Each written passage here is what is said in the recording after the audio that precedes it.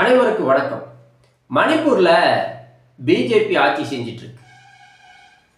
கடந்த 1.5 வருடங்களாக 250 பேர் இறந்திருக்காங்க.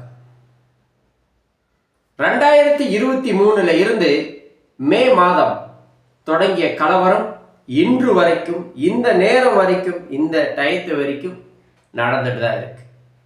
ஏன் பிஜேபி அரசு கண்டுகொள்வதில்லை? அங்கே இருக்கின்ற மணிப்பூரில் ஆட்சி செய்கின்ற பைரவன் சிங் முதலமைச்சர் ஏன் கண்டுகொள்வதில்லை? இதற்கு பின்னாடி உள்குத்தல் இருக்கா? என்ன, எதற்காக? இது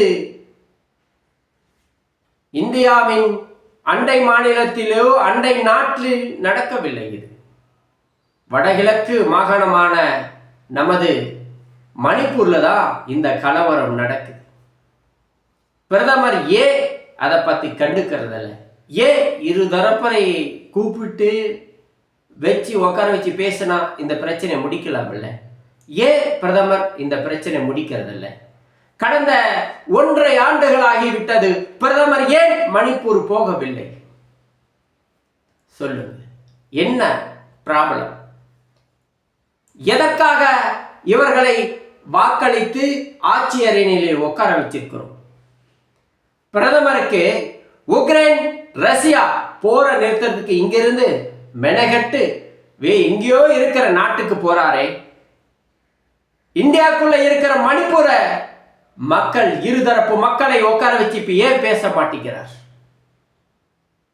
10 வருடமாக இது போல பிரதமரை நாம் கண்டதில்லை. மோசமான ஆட்சி. இது போல பிரதமரை நாம பார்த்ததுண்டா? பார்த்ததில்லை. ஒரு உள்நாட்டிலே நடக்கிற ஒரு கலவரத்தை உன்னால் கட்டுப்படுத்த முடியவில்லை என்றால், அங்கு நேரில் சென்று பார்க்க முடியவில்லை என்றால், நீ என்ன பிரதமர்? நீ என்ன பிரதமர்? நாட்டு மக்களுக்கு பாதுகாப்பு இல்லைன்னா என்ன நீ பிரதமர்? ஒரு உயிருங்கிறது விலை என்ன, அதனுடைய மதிப்பு என்னன்னு உனக்கு தெரியுமா? இந்த பிரதமருக்கு உலகத்தை சுற்றி பார்க்கவே மக்கள் வரி பணத்தில் டைம் இல்லை. இன்று மாசத்துல 30 நாள்னா 28 நாள் வெளிநாட்டிலே இருக்கார், 2 நாள் இந்தியாவில் இருக்கார். அப்போ எப்படி பேசுவார்? எல்லாம் தெரியும். மணிப்பூர் கலவரம், இந்த உலகத்தில் நடக்கின்ற பாலியல் வன்கொடுமை, மத ரீதியாகவும் ஜாதி ரீதியாகவும் இன ரீதியாகவும் எல்லா பிரச்சனையும் நடக்கிறது பிரதமருக்கு தெரியும். ஆனால் கண்டுகொள்வதில்லை. இதுதான் உண்மை. அன்பு சொல்லுங்களே, இதற்கு ஜனநாயக நாடு என்று நாம் ஒவ்வொருத்தரும் பீத்திக் கொள்கிறோம். இதற்கு வெள்ளக்கார ஆண்டு இருக்கலாம். நான் சொல்வது இதுதான் உண்மை. இதுதான் உண்மை. கல்கத்தாவில் நடந்த அந்த பெண்ணுக்கு என்ன ஆச்சு? அந்த கேஸ் சொல்லுங்க.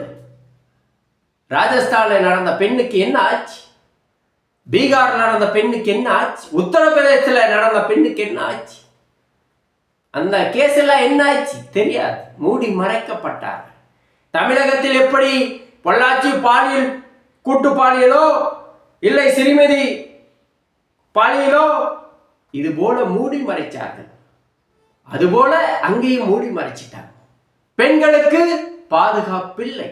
பிஜேபி அரசு சொல்லுது பாரத் மாதா கி ஜெய். அப்படி எங்கே பாரத் மாதா கி ஜெய்? எங்கே? உயிரோட கொன்றுட்டீங்க. சட்ட ஒழுங்கு சந்தி சிரிக்கின்றது, நிர்வாணப்படுகின்றது. இது என்ன நாடா? இதற்கு வெள்ளைக்கார ஆண்டு இருக்கலாம்டா மானங்கெட்டவர்களே என்றுதான் நான் சொல்றேன். இதான் உண்மை. இதுதான் உண்மை. ஆட்சி அதிகாரம் பணபலம் வச்சுட்டு ஒவ்வொருத்த ஆடுறானே, எல்லை இல்லாத ஆட்டம், எல்லை இல்லாத ஆட்டம். மனிதனுக்கு ஒன்று இறப்பு என்பது இல்லை என்று கடவுள் எழுதிந்தானா? இவனுங்களுக்கெல்லாம் கையிலே பிடிக்க முடியாது. இந்த மானங்கட்ட ஈனங்கட்ட கூட்டத்திற்கு தான் நான் சொல்ல முடியும். ஜிரிடா மாவட்டம் கொரோகத்தி என்ற கிராமத்தில் ஒரு பெண்ணை வீடு புகுந்து, 31 வயது பெண்ணை வீடு புகுந்து கூட்டிட்டு போய் பாலியல் வன்கொடுமை செஞ்சு உடல் முழுவதும் பெட்ரோல் போட்டு எரிச்சிட்டா. கரிகட்டை ஆயிடுச்சு. கடைசியில இது பாலியலா இல்லை என்ன என்று போஸ்ட்மார்டம் ரிப்போர்ட் பார்த்தா வரல. ஏன்னா உடல் முழுவதும் கருகி போயிடுச்சு. அந்த பெண்ணுடைய 3 குழந்தைகளும் ஒரு நாள் கழித்து ஆற்றங்கரையில் முழு நிறுவனமாக சடலமாக பார்க்கப்படுகின்றன. அதே மற்றொரு நாள் கழித்து ஒரு பெண் விவசாயியை சுட்டுக் கொண்டிருக்காங்க. அதே மற்றொரு நாள் கழித்து 2 ஆண் விவசாயிகளை சுட்டுக் கொண்டிருக்காங்க. உன்னால் இந்த கலவரத்தை தடுக்க முடியவில்லை என்றால் பிரதமர் பதவி உங்களுடைய பிஜேபி ஆட்சி செஞ்சிட்டு இருக்கிற மணிப்பூர்ல இந்த பதவியில கழிச்சிட்டு இறங்கி எதற்கு? மக்கள் தேர்ந்தெடுப்பது எதற்காக? மக்களை பாதுகாக்க, உலகம் சுற்றுவதற்காக இல்லை. உங்களை சார்ந்த தொழிலதிபர் கடன் கொடுத்து கடன் தள்ளுபடி செய்வதற்கில்லை. நீங்கள் டிஜிட்டல் இந்தியா வல்லரசு நாடு ஆக்கிறேன்னு சொன்னீங்க. கருப்பு பணத்தை ஒழித்து யாருக்காக நினைக்க? அம்பானிக்கு, அதானிக்காக நினைக்க. ஏழை மக்கள் நிலைமை என்ன? தொழில் என்பது இருந்தது, அதிலே ஜிஎஸ்டி போட்டு கொண்டுட்டீங்க. இது மாதிரி மானங்கட்ட தேசத்தில் எவன்டா பயணிப்பானு இருக்கு? அண்டை மாநிலத்தில் குடியேறினால் கூட போதும்னு இருக்கு. கேடுகட்ட தேசம் இது. மக்களுக்கு வாட்டி வதைக்கிற அடித்தட்டு ஏழை எளிய மக்களுக்கு எல்லா ரீதியும் முட்டுக்கட்டு போட்டு வைத்தறிச்சல்ல ரத்தத்தை சுருண்டி சம்பாதிக்க அரசியல்வாதிகள் இந்தியாவில் இருக்கிறாங்க. மக்களுக்காக பாடுபடுற ஒருத்த இல்லை, ஒரு மானங்கட்டவன் கூட இல்லை. எல்லாமே மக்களை வச்சு முடிஞ்சா விவசாய நிலத்தை அழிப்பான். ஒரு விவசாயி 1.5 கால வருடங்களாக சாலையில் நின்று போராடுகிறான். அதெல்லாம் உங்களுக்கு தெரியுமில்ல? சோறு இல்லைன்னா என்னடா திம்ப? அதெல்லாம் தெரியுமில்ல? இந்த நாட்டில் 3 மதமும் புனிதமான மதம். 3 மதங்களும் கடவுளும் நமக்கு புனிதமானவர்கள். அவர்களை ஏவி விட்டு ஒருத்தர் சண்டை போட வைக்கிறது. ஒண்ணுமே இல்லைன்னா அந்த மாநிலத்தில் ஏதோ ஒரு பத்தி எடுத்து பேசி கலவரம் பண்றது. இது என்ன ஆட்சியா? இது ஆட்சியா? சொல்லுங்க பார்க்கலாம் அன்பு சொந்தங்களே. இந்த தேசத்தை நாசமாக்குகின்ற இந்த அரசியல்வாதிகள் தான், வேற யாருமே இல்லை.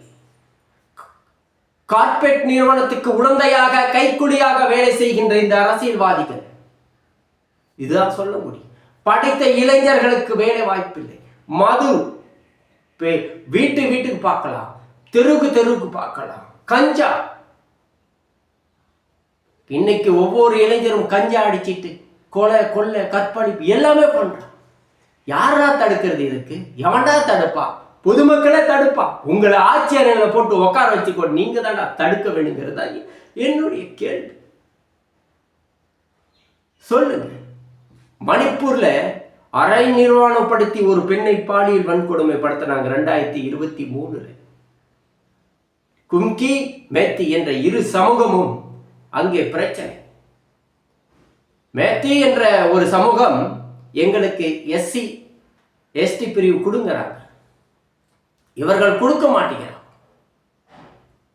அங்கேயும் இதே பிரச்சனை தான், ஜாதி பிரச்சனை. மேல் ஜாதி கீழ் ஜாதி. என்னடா ஜாதி? என்ன ஜாதி? ஜாதி இருக்காடா இந்த உலகத்தில்? ஆண் ஜாதி பெண் ஜாதி. ஜாதி வச்சு, கடலை வச்சு, மொழியை வச்சு, இனத்தை வச்சு ஒருத்தர் சாவறீங்கடா. என்னடா சொல்ல முடியும்? இதெல்லாம் அரசியல்வாதி பண்றான். உலகம் சுத்து வாலிபன் மோடி அந்த மணிப்பூர் கலவரத்தை கொண்டு போய் பேசி சரி செய்ய முடியாத ஒரு மோடி எதற்கு பிரதமர் பதவி? எதற்கு பிரதமர் பதவி சொல்லும் பார்க்கலாம். இந்த நாட்டை யாரும் சூறையாடவில்லை. நம்மளை ஆட்சி செய்து கொண்டிருக்கிறார்களே அரசியல்வாதிகள் தான் இந்த நாட்டை சூறையாடி கொண்டிருக்கிறார்கள். எல்லாம் இறந்து விட்டோம். என்ன இருக்கு? வெள்ளக்காரன் ஆண்டிருக்கலாம். இதற்கு நீங்கள் எதற்கடா இந்த மண்ணில்? நீங்கள் எதற்கடா இந்த மண்ணில்? என்னுடைய நிலங்கள், வளங்கள், மொழிகள், இனங்கள் எல்லாம் அழிக்கப்பட்டு பதவி, பணம், பட்டத்தை வைத்து ஆடிக்கொண்டிருக்கிறீர்கள். ஒரு மனிதனுடைய ஒரு மனுஷனுடைய உயிரினுடைய மதிப்பு தெரியாமல் வாழ்கிறீர்கள். நீங்கள் எல்லாம் அரசியல்வாதிகள் என்று என்னத்தை சொல்றது? இது எல்லாம் எப்படி கால கொடுமை மாறுதுன்னே தெரியல. மாற்றத்தை தேடி அலைய வேண்டும் நாம். இது போல அரசியல்வாதிகளை மீண்டும் மீண்டும் தேர்ந்தெடுக்காதீர்கள் என்பதை சொல்லி இந்த காணொளியில் விடைபெறுகிறேன். வெல்லட்டும் தேசியம்.